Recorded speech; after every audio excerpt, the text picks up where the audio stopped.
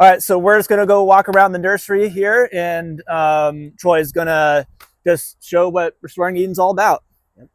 I'll just follow you around. All right, cool. Sounds good.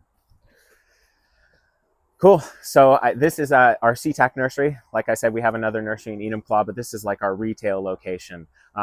Still pretty, low tech, not quite developed. I mean, this is our checkout.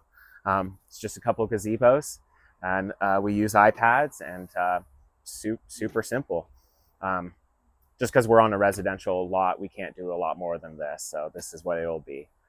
But I want to show you guys kind of like the layout of the nursery. I don't know that many people that shop with us or that have heard about us know too much about what we do here or what it looks like. So follow me, and I'll show you guys what's going on. Right now it's late spring, so we still have the last of our vegetables and just kind of blowing those out. Brassicas and tomatoes and herbs and stuff like that. So that's kind of at the impulse buy, right? So it's right next to the checkout stand. We also got a couple hoop houses. We got greenhouse number 1, which has a bunch of 1-gallon citrus and pawpaws and I don't know, tea plants, all sorts of random stuff in that. And then greenhouse number 2, it's got all of our, which is where we were filming, recording. It's got all of our bigger, larger citrus. Anything from mandarins to kumquats to limes and lemons. And it's getting nice and warm, so we brought a lot of our citrus out. A Wari mandarin, 7-gallon pot. Actually, that's a Calamandan, but behind it, a Wari mandarin. We also love these guys. These are our 20-gallon citrus. Specimen plants is really what they are. So if someone says, man, I want a fully established citrus that I'm going to grow in my home or on my deck in Seattle, this is the one. We've got it for you. It's a 20-gallon Bear's Lime. So cool, so fun, full of fruit. I didn't even notice that. I didn't know that. Man, I might have to. Oh man, it's hard when you own your own nursery, because you're like, I could just grab anything, it could be mine, but you can't do that, unfortunately. Unfortunately not. So yeah, just another aisle area. It's got some strawberry trees, some potted quinces and unique fruit trees. And then we do focus on olives. Love growing olives. People don't know that you can grow them here in zone 8B, but many varieties can do really well here. And these guys are flowering like crazy. So cool, so cool. Caveat though, just to be fair, these did come from California just about a month and a half ago, I believe. So that's why they're flowering so early. I don't think ours, yeah, so ours are just starting to flower. These are grown the last year here in the Seattle climate. So it's been a really mild year this year. Not too warm. Here's a nice main block of what we do a lot of, right? A whole row of gooseberries and and josta berries, and then a row of currants, black, white, red, pink currants.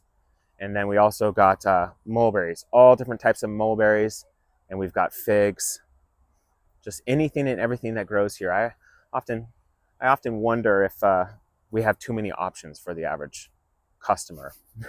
But I do know there's that analysis paralysis, right? So I think in the future, we're actually going to start moving a lot of our product and varieties over to Enumclaw. So you're just going to have 5 or 6 mulberries or 5 or 6 gooseberry varieties as options here, just because I don't think every customer needs 20 different varieties of gooseberries. But there are people that want them, so that's why we're going to carry them. This will be an overstock area. We'll just keep moving it along. Just do a quick run through. Bunch of different raspberries varieties, all in 1-gallon pots. Maypops, bamboo. Why do we have bamboo? Well, it's kind of edible, I hear. So why not carry a few of those?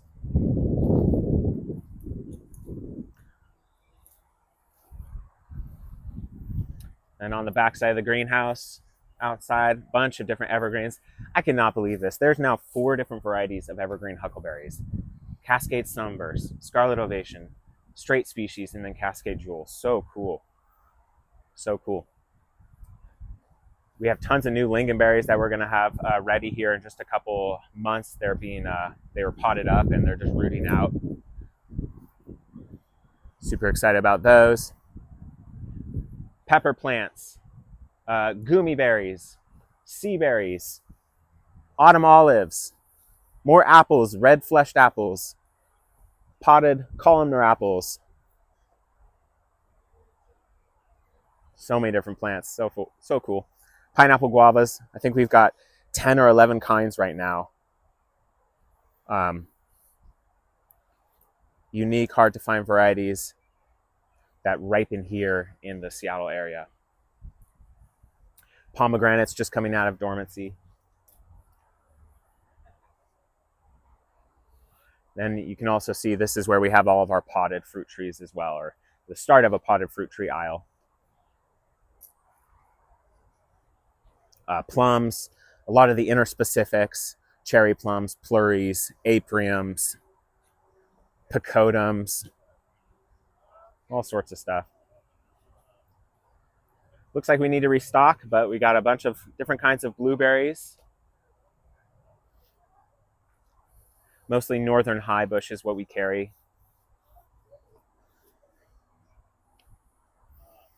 And then we move into the vines. So we've got the kiwi berries.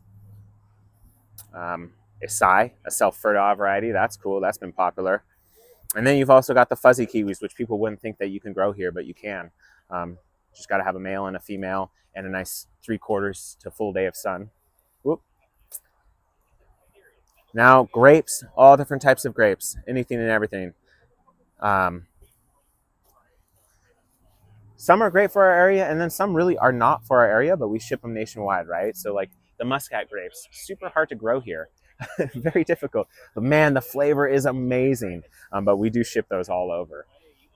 This is a cool one. I just read an article that this is from a grower in this area. He says that this is the best grape for our climate, for the Puget Sound Jupiter grape, and he's tried them all. So I haven't tried it yet, but I'm excited about it. I have to plant that one. Actually, I have it planted in Enumclaw, so hopefully get to try it this year.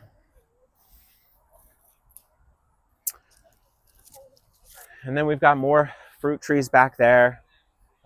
Asian pears and persimmons in our garden area. All different kinds of, oh, and jujubes are back there. Actually, and let's go take a look. And we've got peaches.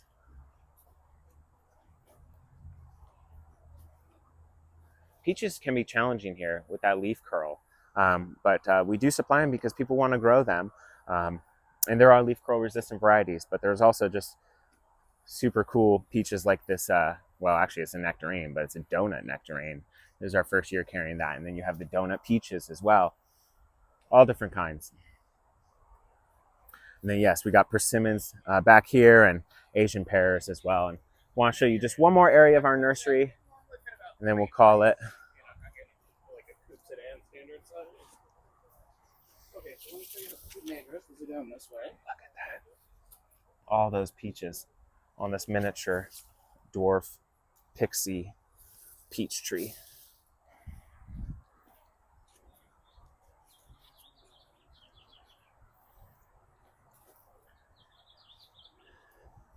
Then up here, we've got a ridiculous amount of all different kinds of apples. I don't know what we're up to. Maybe like 30, no, at least 40 or 50 different varieties of apples.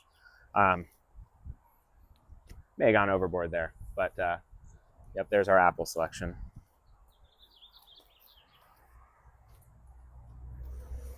And then lastly, kind of rounding out all the different areas of the nursery, we got another section of mulberry trees.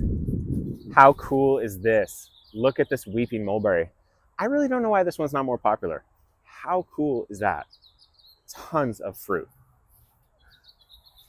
And then we've got the Pakistan, one of my favorite mulberries, one of my favorite trees, really. And then the Illinois everbearing, hands down one of the best mulberries to grow in any climate. And past them, we've got European pears, and we've got some nuts, some walnuts, and some hazelnuts. So this is kind of the back end of our nursery over here.